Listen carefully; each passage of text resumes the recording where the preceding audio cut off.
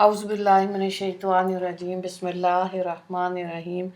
Allahumma salli ala Muhammadin wa ala ali Muhammad kama sallaita ala Ibrahima wa ala ali Ibrahima innaka Hamidum Majid. Allahumma barik ala Muhammadin wa ala ali Muhammad kama barakta ala Ibrahima wa ala ali Ibrahima innaka Hamidum Majid.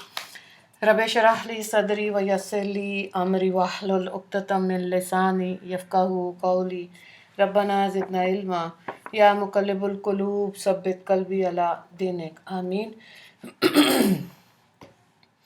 Surah Al-Baqarah. Today we will do the 14th part of the surah, in which we will complete from verse number 189 till 196.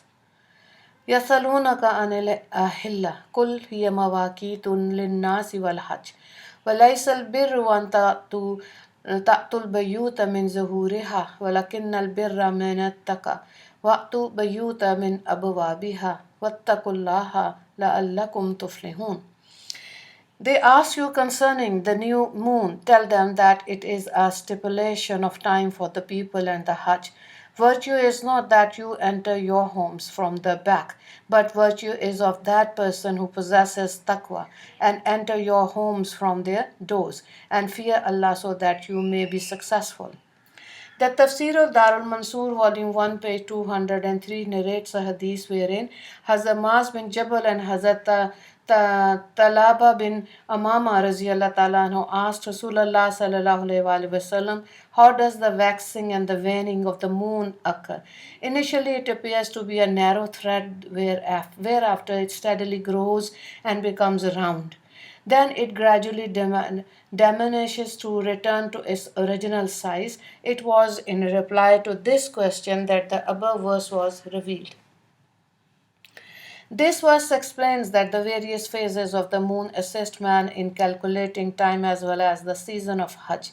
By means of this phenomena, we determine when to fast and when people should observe their iddat period of selection after the death of the husband. Financial transaction may also be stipulated and correctly dated by means of the phases of the moon. The Sharia of Islam relies upon the lunar calendar for its various application.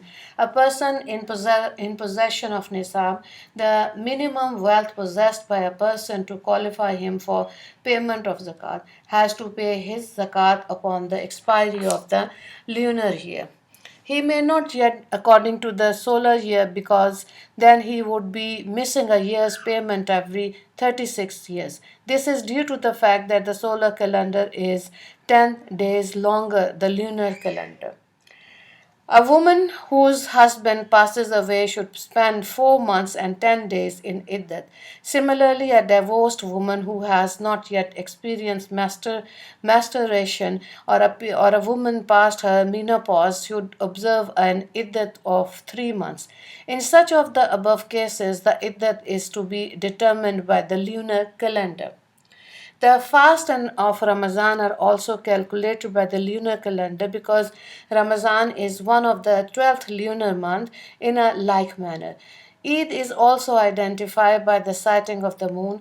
Hazrat Ibn Umar Raziyallahu Ta'ala narrates that Rasulullah Sallallahu Alaihi Wasallam said, begin fasting in Ramadan by sighting the moon and then terminate the fast by its sighting. If you do not see the moon, then complete the fast for 30 days.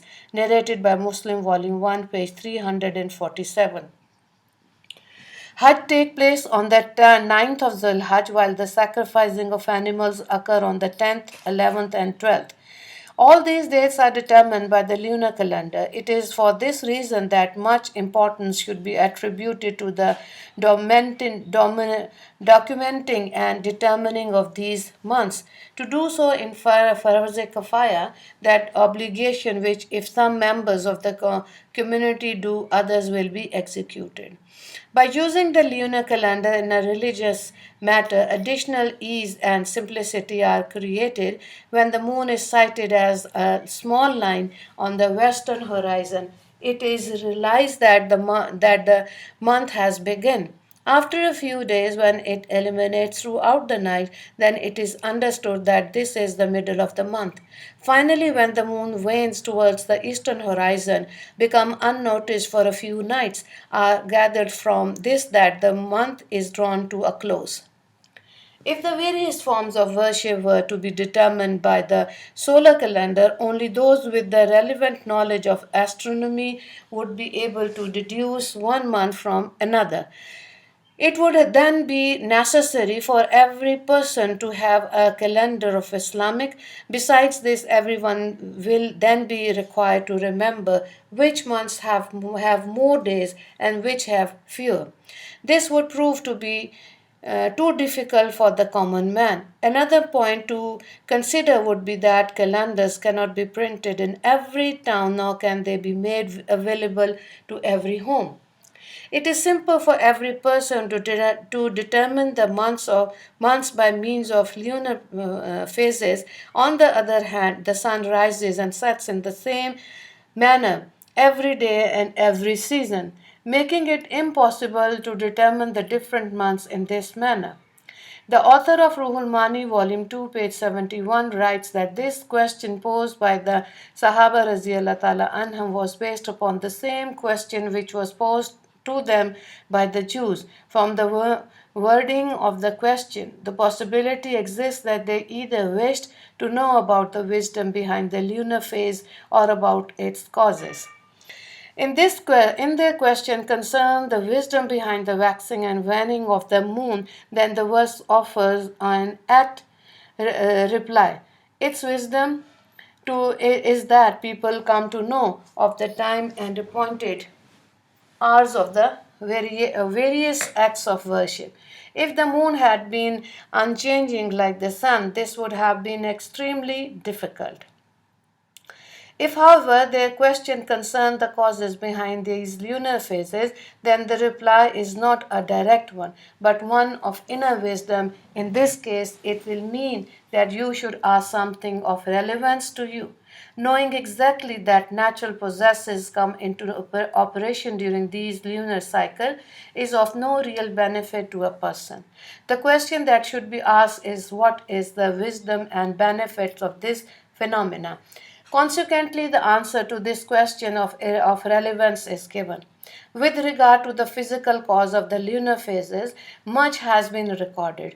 Many mathematical and scientific books contain the hypotheses and theories of both the ancient philosopher as well as modern scientists.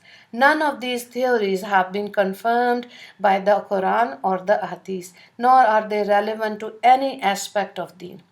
Much people exert themselves to acquire the knowledge of astronomy and research the heavenly bodies by means of all the latest instruments. They consider themselves to be very learned, being extremely proficient in contemporary sciences. Many are even awarded harmony degree by heads of state. All these people not only fail to worship the Creator and owner of all these things, but they even fail to believe in His very existence. The mode of reply used in this verse serves to admonish these kind of people. It tells them that they are engrossed in learning about the physical cause of things, while it is necessary for them to pay attention to the great creator of all of these causes. After answering the question regarding the moon, reference is made to a practice prevalent during the period of ignorance. Bukhari Volume 2, page 648 reports from Hazrat Bara bin Azib Raziyallahu Ta'ala anhu that during the period of ignorance, it was contemporary amongst the Arab to enter their homes from the back whenever they intended to perform Hajj. This verse was revealed with reference to this. That is, virtue is not that you enter your homes from the back. In the chapters on Umrah, Volume 1, page 242, Imam Bukhari Rahimullah reports that the Ansar, the tribes of Aus and Khizraj, would never enter their homes from the front door after Hajj, but they would make a hole in the back wall of the house and enter from there. It once transpired that when a certain person of the Ansar entered his house from the front door after Hajj, he was stoned. It was on this occasion that this verse was revealed. These people considered it an act of virtue and great reward to enter their homes from the back. However, Allah refuted this perception of theirs, renouncing it as an act of vice and not virtue, because virtue is to abstain from those acts that Allah has forbidden. It is an act of clear deviation to contradict the laws of Allah and then to adhere to something which one has fabricated, thinking that there are great rewards in this. To attribute virtue to or to consider as necessary any act that has not been ordained as such by Allah is bid'at. This is a sinful act, just as it is a sinful to forbid any act which has been sanctioned by the Sharia. To enter one's home from the front door is an action that is totally permitted by the Sharia. Therefore, it will be sinful to consider it a vice to enter from the front door and to sanction only the breaking down of one's back way for entry. For this reason, their incorrect belief and practice were rejected in this verse. At the end, Allah advises, and fear Allah so that you may be successful. Adhere to His commandments and do not alter them. In Ahkamul Quran, volume 1, page 256, Allama Jassas Rahimullah writes that the principle derived from this verse is that those actions which have not been ordained by Allah as acts of reward and have not been encouraged by Him can never become such by the dictates of anyone. It can never be deemed a part of deen nor a means of gaining proximity to Allah. None should hold the belief that it is a part of deen either. An example is that Rasulullah ﷺ prohibited total silence during the entire day.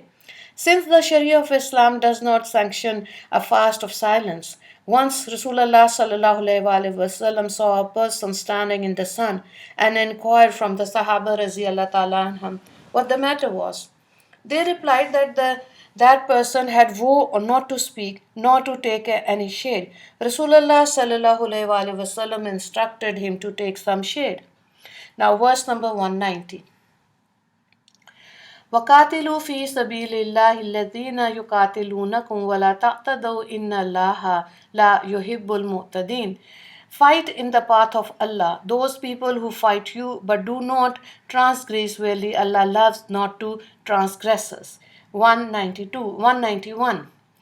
وَاقْتُلُوهُمْ حَيْثُ ثَقِفْتُمُوهُمْ وَأَخْرِجُوهُمْ مِنْ حَيْثُ أَخْرَجَكُمْ وَالْفِتْنَةُ أَشَدُّ مِنَ الْقَتْلِ وَلَا تُقَاتِلُوهُمْ عِنْدَ الْمَسْجِدِ الْحَرَامِ حَتَّى يُقَاتِلُوكُمْ فِيهِ فَإِنْ قَاتَلُوكُمْ فَاقْتُلُوهُمْ كَذَلِكَ جَزَاءُ الْكَافِرِينَ.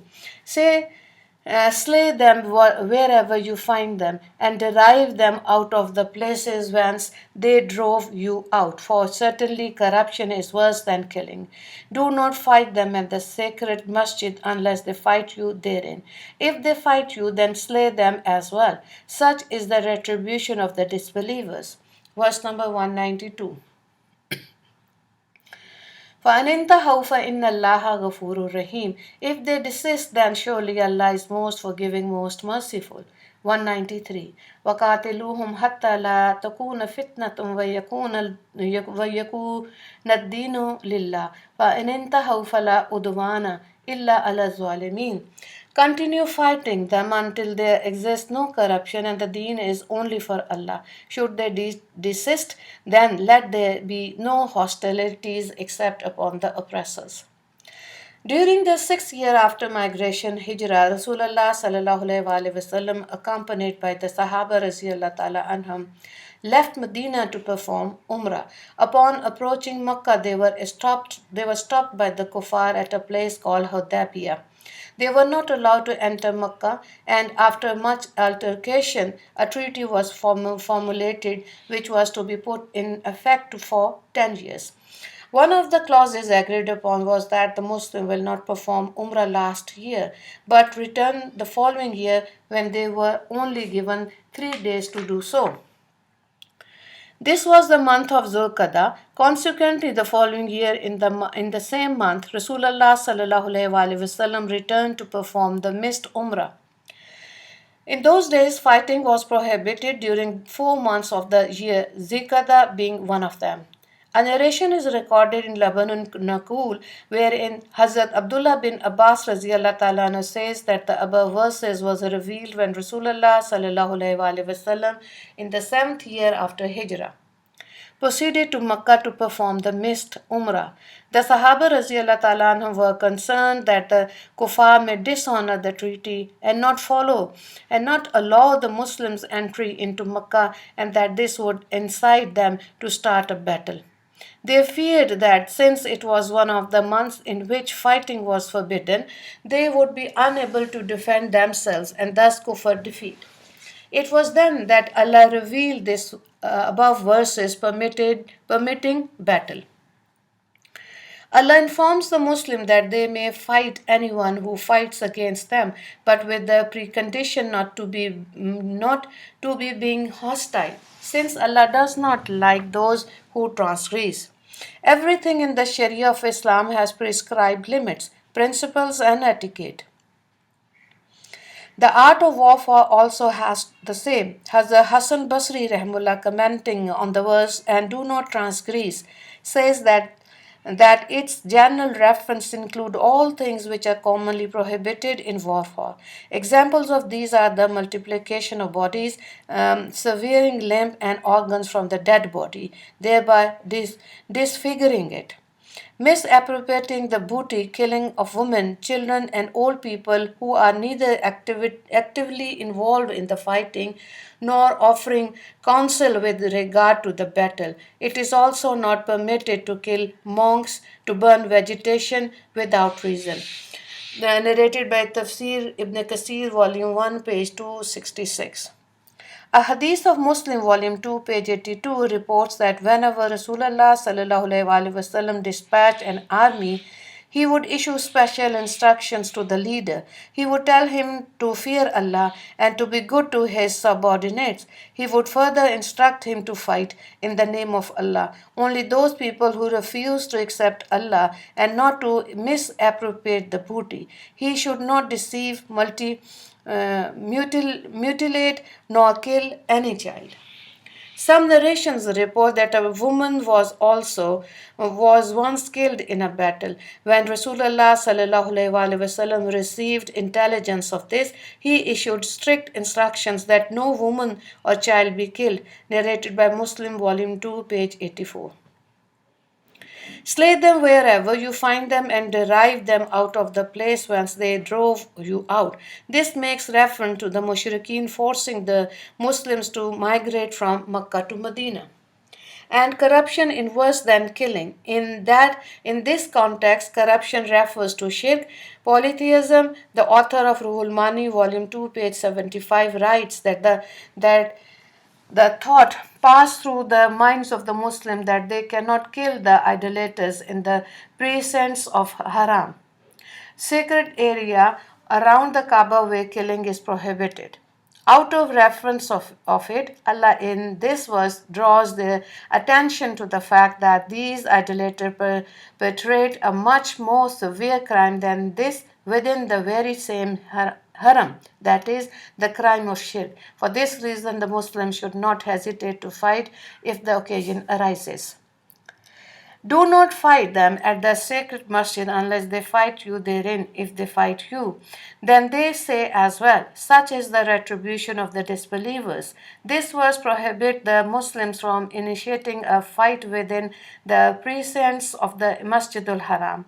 No fight is to be started here unless the enemy themselves begin the fight. Should they choose to violate the sanctity of the Masjidul Haram, the Muslims should fight back. If they desist, then surely Allah is most forgiving, most merciful. If the polytheists desist from their polytheism and disbelief and accept Islam, thereby stopping to fight the Muslims, then Allah will most certainly accept their patience and forgive them.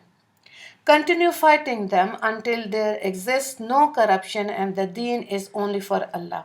In this verse, the necessity, object, and end result of war are outlined. The worst of sins are kufr and shirk, which constitute rebellion against Allah, the Creator. To eradicate these, Muslims are required to wage war until there exists none of it in the world, and the only religion is that of Allah. In a narration of Bukhari, volume 1, page 8, Rasulullah sallallahu alaihi wasallam said, I have been instructed to continue fighting until people accept La ilaha illallah. Once they have attested to this, they have secured their lives and property against me. However, should the enforcement of any law of Islam require their lives or properties, the matter sets with Allah. Should any person accept Islam, the Muslims would know only his verbal attestation. What his heart conceals is a matter only known by Allah, besides whom none can verify the condition of any person's heart. The verse in which the need for jihad is outlined also serves to inform the Muslims as to what intention they should possess when fighting in Allah's way. The reason for jihad is to eradicate the world of kufr and shirk. Therefore, the Muslim fighting in jihad should intend the same. He should make the intention to elevate the religion of Allah, ridding the world of all rebellion.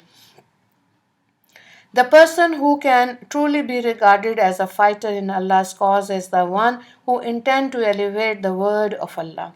Once a person came to Rasulullah sallallahu alaihi wasallam and asked, a person fights to acquire the spoils of war, while another fights for fame, and another to display his valor. Which of the three is considered to be fighting in the path of Allah? Prophet ﷺ replied, the person who fights for the word of Allah to reign supreme is in the path of Allah. Narrated by Bukhari, volume 1, page 394. So, the lesson from this is with regard to the idolaters of Arabia, the law is that they either accept Islam or jihad, invade against them. Besides, then, other nations have another alternative to protect their lives and wealth. This alternative is the payment of jizya, which will allow them to live as non-Muslim in the Muslim state. The payment of jizya is mentioned in Surah Barat as a means of preventing jihad. In the above verse, however, no mention of jizya is made since the verse pertains to the mushrik of Arabia. The possibility also exists that the law of jizya was ordained sometime after the revelation of the verse under discussion.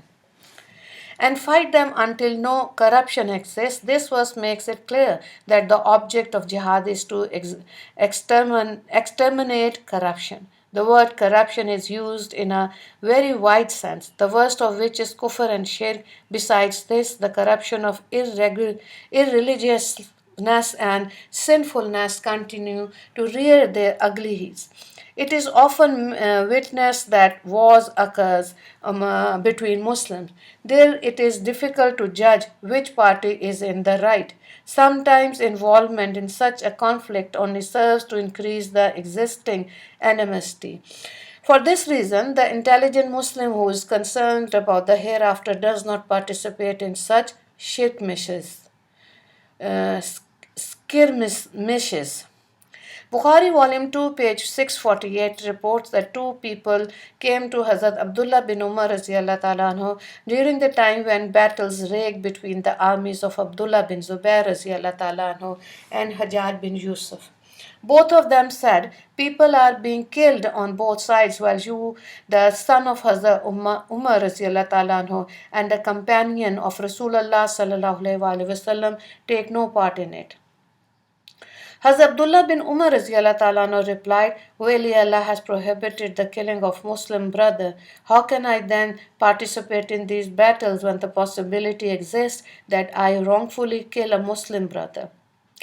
The two asked, Did Allah not say, and fight them until there exists no corruption? Hazrat Abdullah bin Umar radiallahu ta'ala anhu told them, "We fought the enemies of Islam until no corruption exists and religion was only for Allah. Now you people wish to fight until corruption is re-established and religion remains for all except Allah. Therefore, your fighting is not for Allah. So how can I participate in your battles?" Nowadays, battles are fought. Numerous individuals and groups claiming to defend Islam engage in battle because of feudal reasons and because of the instigation of the enemies of Islam. As a result, the lives of Muslims are lost in great numbers, not only in the murder of Muslim haram, which will cause a person much chastisement in the hereafter, but these wars serve to strengthen the enemies of Islam as well as weaken Islam itself. This is the very corruption which prevented Hazrat Abdullah bin Umar radiallahu ta'ala anhu for participating in these fights. Every Muslim should well understand these words of Hazrat Abdullah bin Umar radiallahu ta'ala anhu and not place themselves on the receiving end of the punishment of this world and the hereafter. Should they desist, then let there be no hostility except upon the oppressors. This verse serves to inform that in the event of an idolater accepting Islam, he cannot be killed. Should a Muslim kill him, the killer will be considered an oppressor and become deserving of punishment, since this is the appropriate manner of dealing with oppressors. Another interpretation of this verse is that if a mushrik accepts Islam, then no hostility should be shown to him. Hostile behavior is to be reserved for those who are truly oppressive, being adamant about their kufr and shirk. But Badawi Rahmullah in volume 1, page 134 of his tafsir writes that no transgression should be shown to those who desist from kufr and shirk, since such behavior is only appropriate for those who are indeed oppressive. Should the Muslim behave in this manner, he would become the oppressor, having the tables turned against him. It is recorded in the book Alimul Nazul, volume 1, page 163, that if these people accept Islam, then they should neither be seized nor imprisoned nor killed. This treatment is only for those who remain firm in their shirk. The literal meaning of the Arabic word udwan is to transgress or exceed the bounds. Therefore, those mushrikeen who accept Islam should not be shown any behavior that constitute a transgression of the legal bounds. This word is used in the verse merely to depict the various which is applicable to those who choose to remain firm upon shirk. It does not mean that this person can be treated in a manner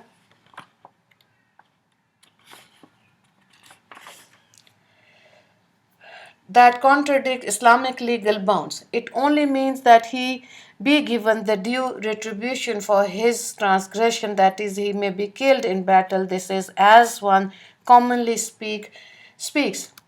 If he hurts you, you hurt him back. Even though this is not always the correct approach, Allah says in the Quran, the retribution of an evil act is a similar act of evil.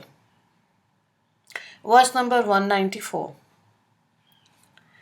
الشهر الحرام بالشهر الحرام والحرمات قصاص ومن اعتدى عليكم فاعتدوا عليه بمثل ما اعتدى عليكم واتقوا الله واعلموا أن الله مع المتقين.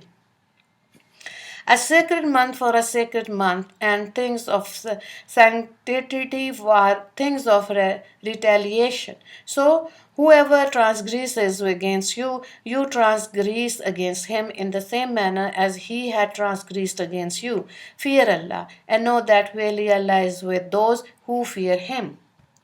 Rasulullah sallallahu alaihi wasallam in compliance to the causes of the Treaty of Hudaybiyah, left for Mecca in the month of Zulqa'dah of the seventh year after Hijrah. The Muslims felt that both the sanctity of the month and place would be violated if the mushrikeen did uphold the pledge and began to fight. With regard to the violation of the sacred place, Allah revealed the verse, "Do not fight them at the sacred masjid unless they fight you therein. If they fight you, then slay them as well." Thereafter, with regard to the sacred month, Allah revealed this verse under discussion. The verse explains that should fighting break out, a sacred month shall be in lieu of another sacred month. That is, if the mushrikeen honor the month of desist from fighting, the Muslims should do likewise.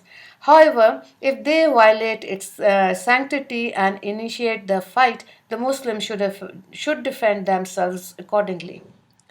And things of sanctity are things of retaliation. This verse means that the Muslims should show regard to those who show regard to Allah's sacred tokens.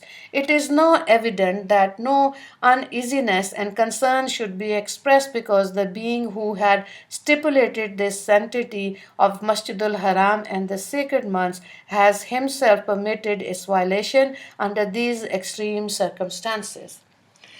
So whoever transgress against you, you transgress against him in the same manner as he had transgressed against you. This verse was also revealed on the occasion of completion of the missed Umrah Maratul Qada, when the Muslim feared to an attack from the mushrikeen. Even though the verse referred to a specific incident, the words are of general nature. This outline a universal principle that only that much can be avenged that was inflicted. The person who avenges more than this will himself be deemed an oppressor.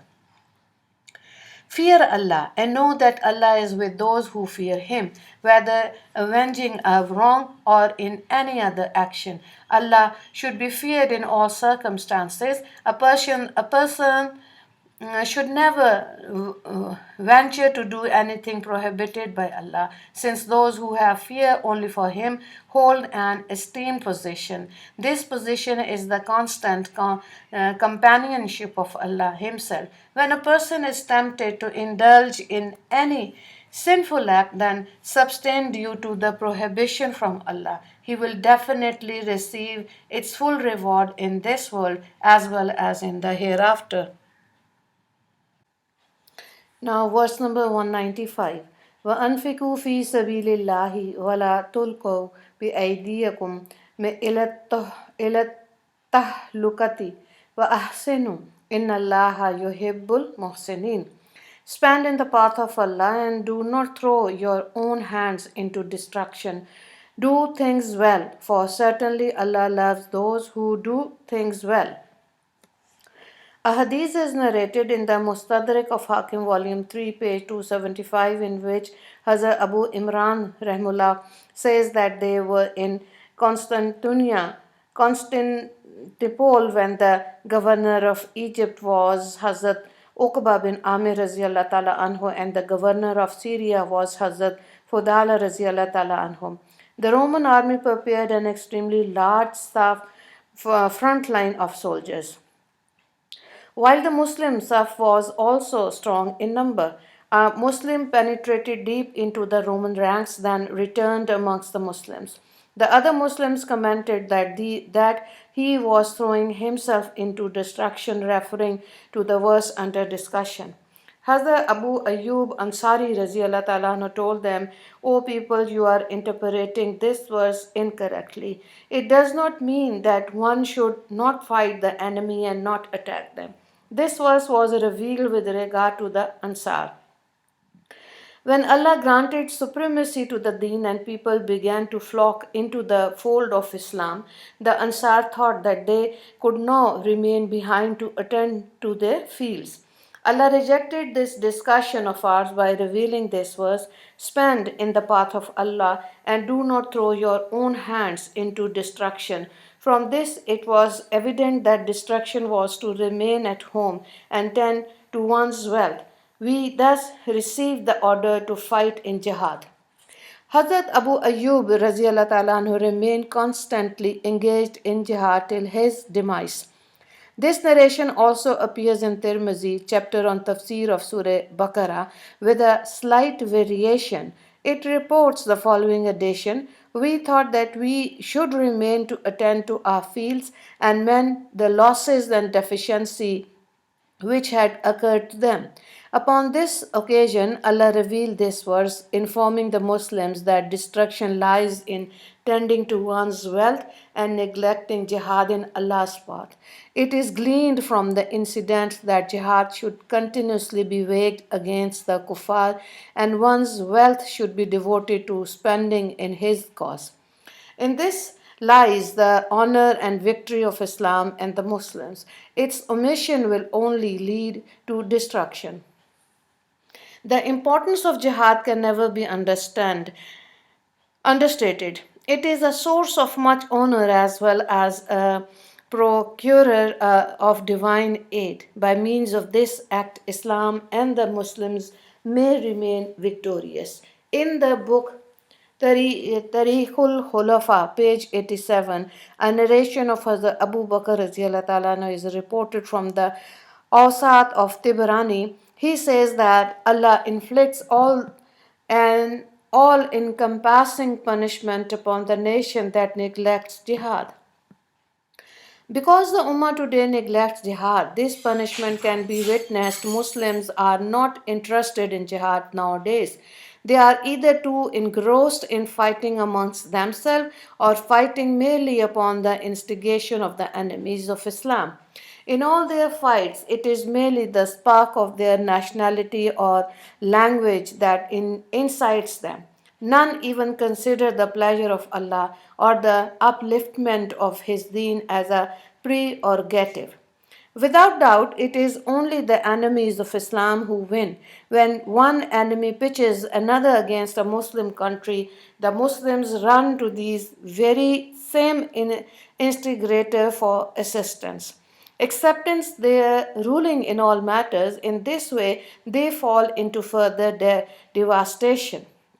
No Muslim country today is prepared to act practically upon the command of Allah to spend life and wealth in His way. Only unto Allah do we turn, and only from Him can help be aspired.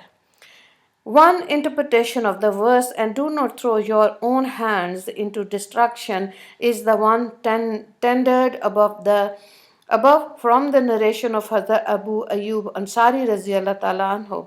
However, commentators have mentioned many other things which could also be understood from this verse.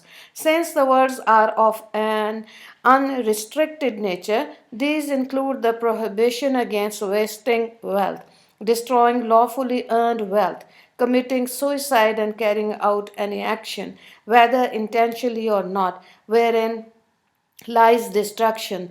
The lesson is also learned that by spending in those avenues considered first or wajib, a person may avert destruction. Another important aspect gleaned is that one should not remain in sin without repenting, since this would entail throwing oneself into destruction. In this way, numerous other situations are prohibited by this verse, since they all lead to destruction. Do things well, for Allah loves those who do things well. The word ahsinu is derived from the word husn, which means something beautiful or good. Therefore, ihsan means to accomplish a task in a most beautiful and good manner. Every action should be carried out according to its condition and etiquette. In this way, the quality of ihsan will be found in the action. In the hadith of Hazrat Jibreel alayhi salam, when Rasulullah sallallahu alayhi wasallam asked him concerning the meaning of ihsan, he mentioned, ihsan is that you worship Allah as if you see Him before you. If you are unable to see Him, then really He is seeing you. The quality of ihsan in zakat is that vanity should not be the objective, nor should inferior wealth be given. The person being given should not be reminded of the favor while the donor should spend happily. The complete sum should be given away. As far as Hajj is concerned, no infraction should occur, neither should one engage in arguments and disputes. The object should not be for one to make a name for himself. When fasting, a person should abstain from backbiting, swearing, and taunting. Each of the above are included in the meaning of ihsan. Although man has been permitted to slaughter animals, the quality of ihsan should also be applied in this act as well. Hazrat Shaddad bin Aus anhu reports that Rasulullah sallallahu alaihi wasallam said, "Verily Allah has prescribed ihsan in everything. Whoever shari permitting kills any person, he should kill with dignity. That is, no mutilation should take place, neither should the face be spoiled in any way. When you sacrifice an animal, then this too should be done with ihsan. Sharpen your knife and calm the animal." Narrated by Muslim, Volume 2, page 152. Now, verse number 169.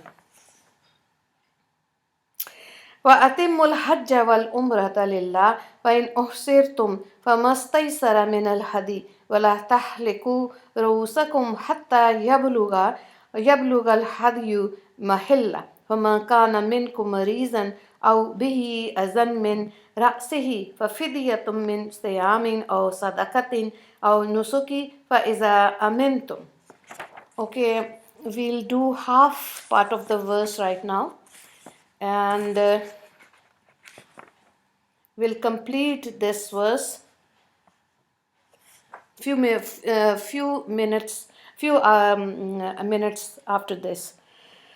Verse number 196. Complete the Hajj and Umrah for Allah. If you are prevented, then slaughter whatever animal is convenient for you, and do not shave your heads until the sacrificial animal has reached its place. Whoever amongst you is sick or has an ailment of the head must pay an expiation of fasting or charity or sacrificing of an animal.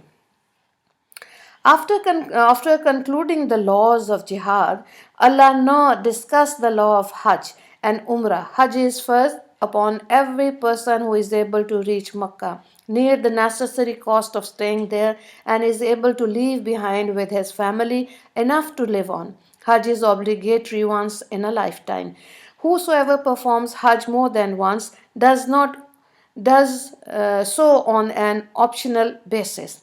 The rites of Hajj commence on the 8th of Zulhajj and terminate on the 12th or 13th of Zulhajj. The Tawaf-e-Wida, farewell Tawaf, will only take place once the Haji, one who performed Hajj, is leaving Makkah. It will only be permitted before this on condition that it is preceded by the Tawaf-e-Ziyarah. Since the action of Hajj have specified days wherein they are to be performed, they cannot be done at one's convenience. Umrah, on the other hand, may be performed at any time of the year. One may perform Umrah whenever one desires, since it has no fixed time. However, the jurists have declared Umrah to be makruh during the days of Hajj, that is 9th, 10th, 11th, 12th, and 13th of Zulhajj. This is so because during these days a person should engage in the performance of Hajj. The performance of Umrah is Sunnah once in a lifetime. The person who is able to perform Umrah should not deprive himself of its great virtue. Donning the Ihram and Tawaf are the only two first constituents of Umrah. The Sa'i between Safa and Marwa and the trimming of shaving of the hair by which emerge from Ihram are the two wajib constitutes of Umrah. Hajj and Umrah both hold great virtue and reward. Hazrat Abu Huraira Raziallahu ta'ala anhu reports that Rasulullah sallallahu alaihi wasallam said, "An Umrah followed by another service as an expiation for all sins committed between the two. The Hajjul Mabrur, within no sin was committed, has only Jannah as its reward, narrated by Bukhari, volume 1, page 238.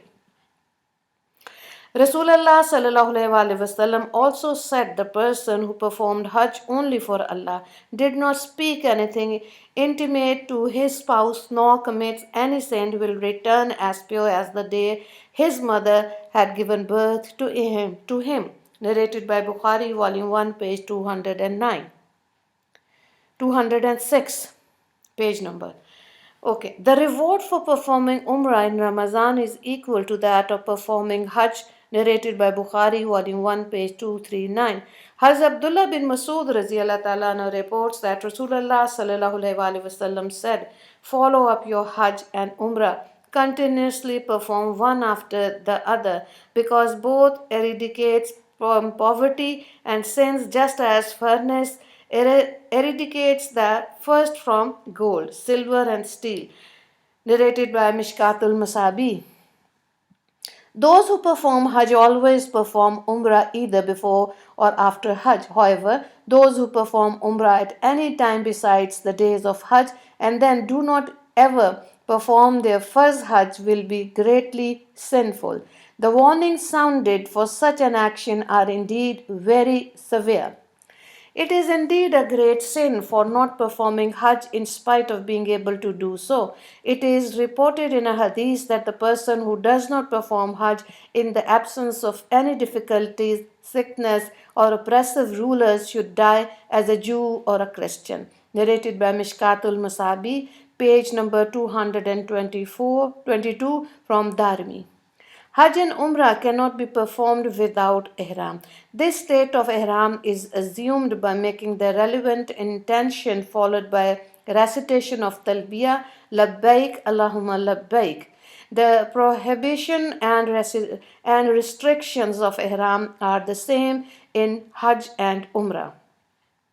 Violation of any of these will sometimes necessitate dam, that is, the sacrificing a 1-year-old goat in the precincts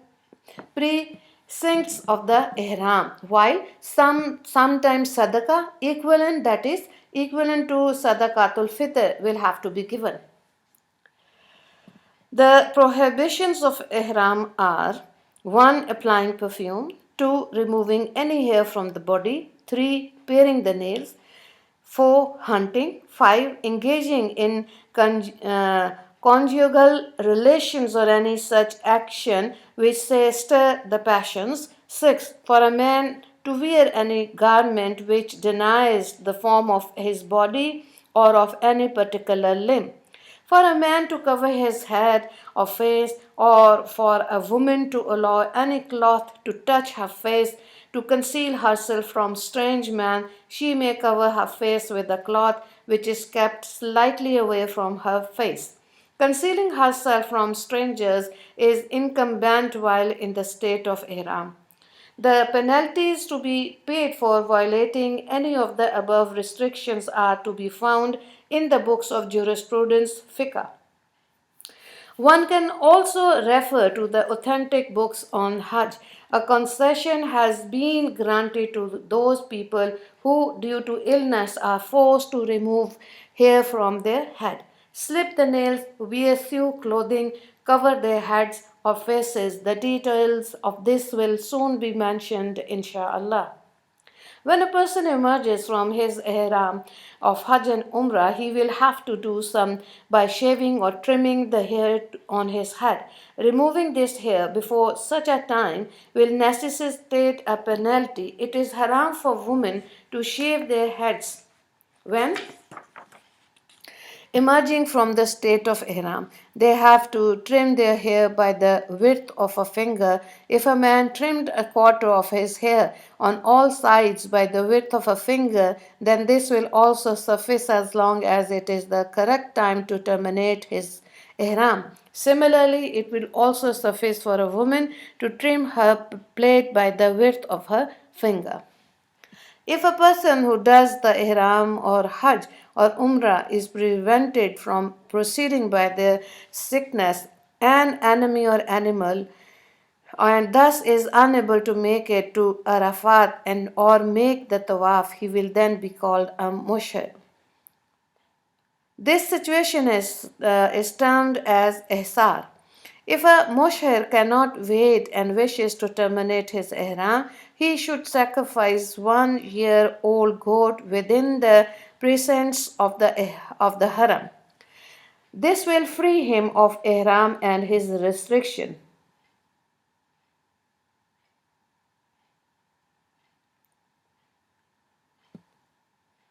If he is not present in the haram, when he may buy a 1-year-old goat or send the equivalent money to someone who will carry out the task for him, the day and the time should be stipulated when the animal will be sacrificed. When the appointed time arrives and he is certain that the animal has been sacrificed, it may terminate his ihram. It will not be terminated for him to do the things which are prohibited while in ihram without having to pay a penalty, although he would be free from ihram as soon as the animal is slaughtered. It will still be best for him to shave off his hair. If the person in is a Quran, one who performs Hajj and Umrah with a single ihram, he will have to slaughter two animals. One, these animals are sacrificed, then they will be free of the ihram. After placing the above discussion before one, the following verse should now be given attention. Complete the Hajj and Umrah for Allah.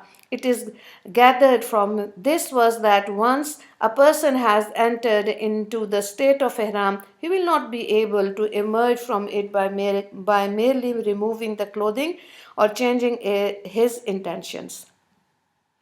The Hajj or Umrah will have to be completed whether the Hajj be Farz or Nafal, or the Umrah be Sunnah or Nafal. This will also apply to a person's own Hajj as well as the Hajjul Badal. In all these conditions, the Hajj or Umrah will have to be completed. However, should the person now be prevented from this completion of illness or an animal, etc., he will be termed a muhasir. The details of this have been discussed above. It is to this that the verse refers. If you are permitted, then slaughter whatever animal is convenient for you. This can either be done personally or by someone else. This verse was revealed in the 6th year after Hijrah, when Rasulullah sallallahu alaihi wasallam and the Muslims were barred from entering Makkah. On this occasion, they terminated their ihram by sacrificing their animals. This occurred at a place called Hudaybiyah, which is 10 miles away from Makkah on the old Jeddah road. Nowadays, it is called Shamsiyah. And do not shave your head until the sacrificial animal has reached its place. The place referred to in this verse is the haram. While it is learned that the animal has to be sacrificed in the haram, it is also learned that it is not permissible to shave the hair within the state of ihram. It is narrated in Tirmizi that Rasulullah sallallahu alaihi wasallam said, "It is permitted for that person to emerge from ihram whose limbs has broken or become paralyzed. He will have to perform Hajj the following year." Narrated by Tirmizi, reports from Hakim, Volume 1, page 470. It is gathered from this hadith that the muhasir has to make up for his missed Hajj qaza. A person who had already carried out the formalities of Ihsar by having the animal slaughtered in the haram may re-enter into ihram if the time for Hajj still remains. The Hajj now performed will be valid, and there will be no need to perform a Qaza Hajj the following year. This ruling has been stated in Alamgiri. The qaza will remain obligatory upon him should he fail to perform it in the same year. Should the muhasir then perform the qaza hajj, he will have to perform an umrah with it. If he is a Quran, then he will also have to perform the qaza hajj together with an umrah, even if it is in the same year during which the ihsar took place. Ruling. After emerging from ihram, the muhasir should, when performing the qaza hajj, either make the intention of qaza or not. It is not incumbent on him to make the intention of qaza whether performing it in the same year or not. Number two rule is the qaza is compulsory, wajib upon every muhasir when the hajj was first, nafil, hajj badal or not. Qaza for the muhsir is in the case of umrah will also be wajib. Only one umrah will be due from him, which he may perform at any time. Even in the case when an umrah is to be performed with the hajj, only one umrah is necessary. The muhassis shall only be deemed to have missed the Hajj when, after freeing himself from Ihram, he is able to be at Arafat between noon and dawn of the 9th of Zulhajj in the state of Ihram. Such a person who has not missed Hajj, either due to legitimate reason or without one, we will need to carry out the action of Umrah. Whereafter he should shave off his hair. By doing this, he will be free of his ihram. Upon the next opportunity, the qaza will have to be performed but without an umrah. Rule number 3. Although umrah may be hindered by ihsar, it cannot really be regarded as a missed umrah. The qaza may be performed at any time thereafter since it is permitted throughout the year. If a person after becoming a muhasir in his umrah had not yet emerged from his ihram by sacrificing a goat, he may complete his umrah as soon as the obstacle is removed.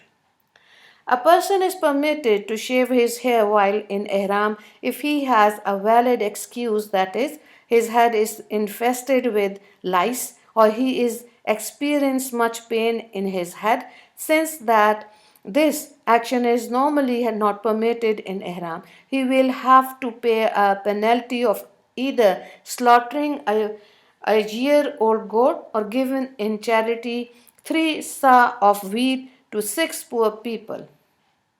Each poor person should receive the equivalent of half sa, which is the amount of sadaqatul fitr.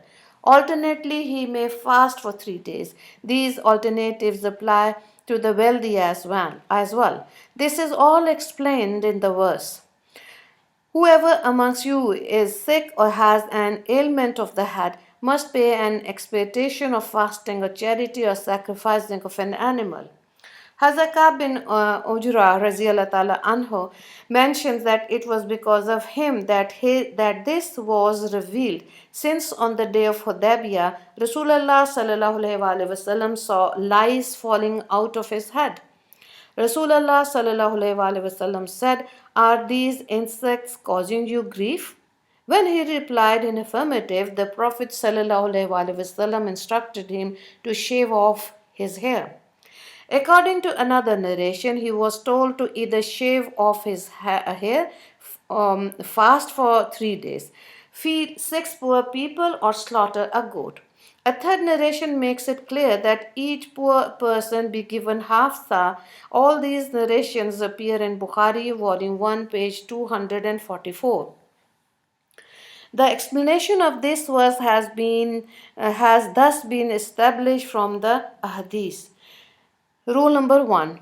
Should a person require to wear fitted clothes for the duration of an entire day or night because of severe fever or extreme heat or cold, then sacrificing a goat will become binding upon him. The same will apply should a person need to cover the head or face for an entire day or apply a fragrant medication to any wound. However, since this infraction was due to legitimate reason, he will have the option to choose from any of the penalties mentioned above in the case of shaving the head.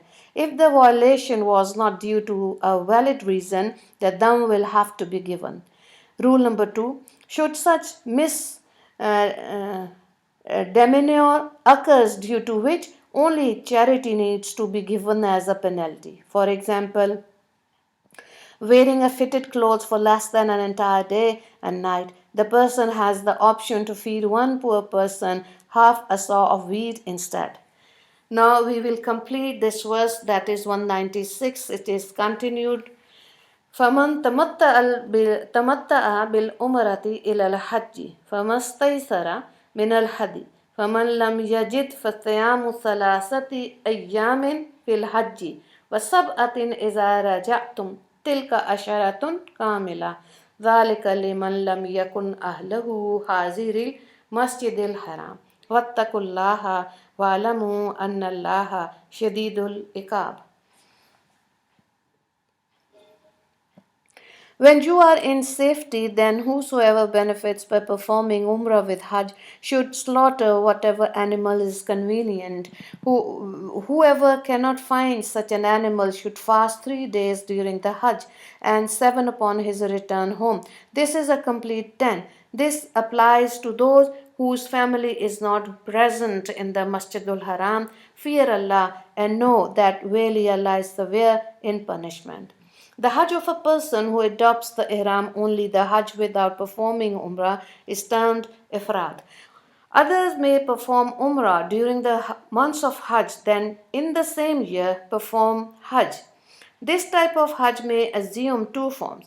In the first instance, a person may don only the Ihram for Umrah at the Miqat final boundary from which the Ihram has to be assumed.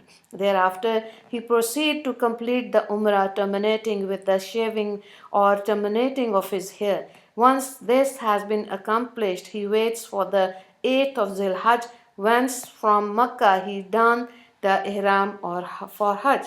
The Hajj is then completed as a person performing the Ifrad will do. This Hajj is termed Tamattu.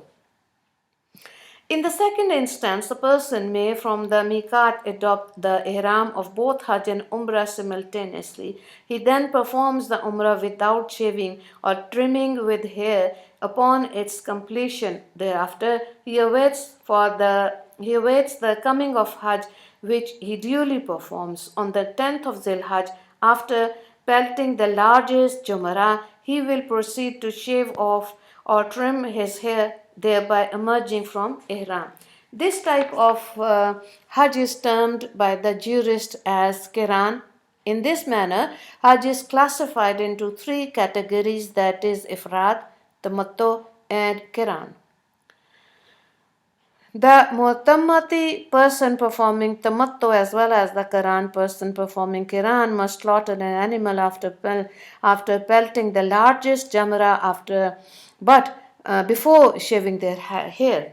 This wajib act is called the Meshukr, sacrifice of gratitude. Since Allah was graceful enough to afford one the opportunity to perform two great acts. In this regard, the verse reads, whosoever benefits by performing Umrah with Hajj should slaughter whatever animal is convenient.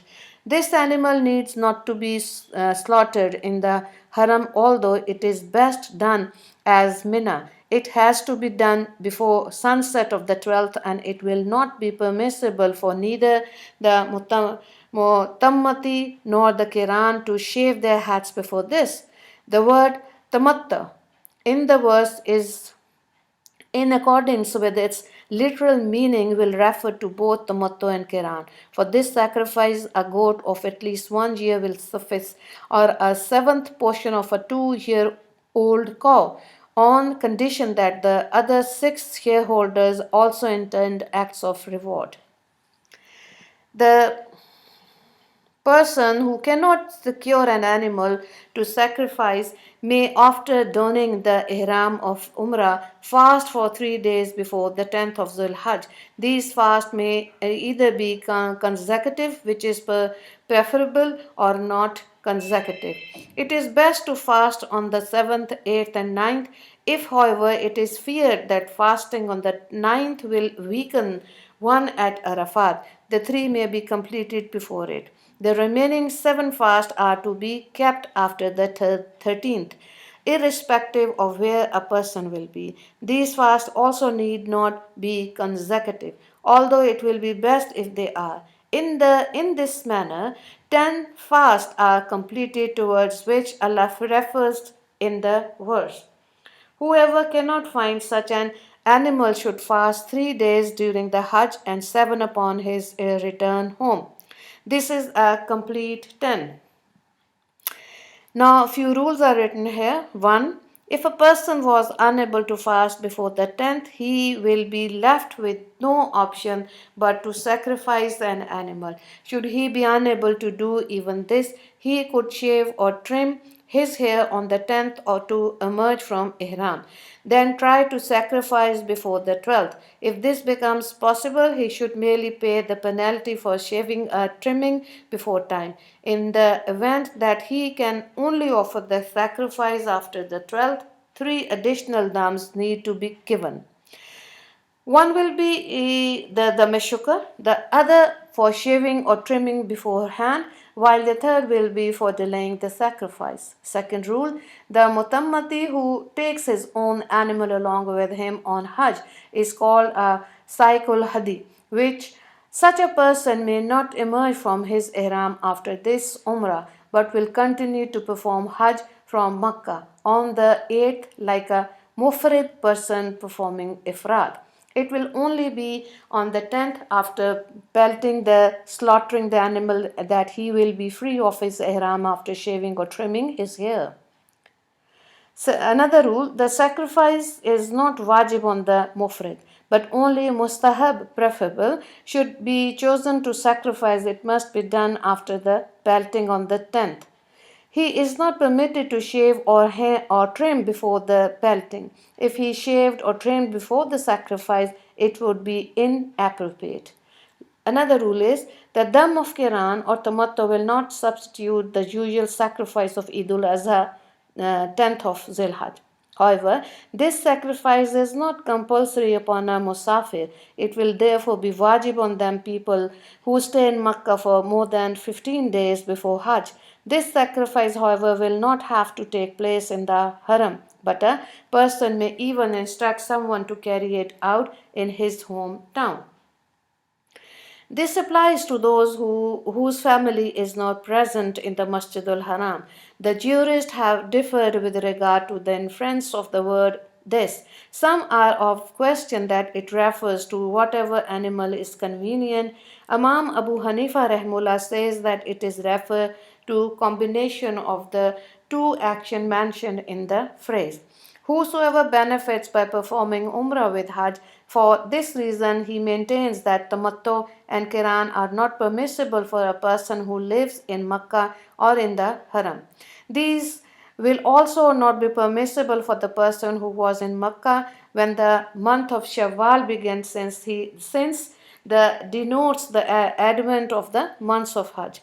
Tamattu and Qiran will only be allowed for such people if they go out of the miqat when the months of Hajj commence and return thereafter. Fear Allah and know that the verily Allah is severe in punishment. Since an action can only be correct once the fear of Allah is within the heart. People are constantly reminded to fear Him. All forms of disobedience must be avoided because Allah inflicts a severe punishment upon the disobedient ones. وآخر دعوانا أن الحمد لله رب العالمين اللهم اغفر للمسلمين والمسلمات والمؤمنين والمؤمنات السلام عليكم ورحمة الله وبركاته.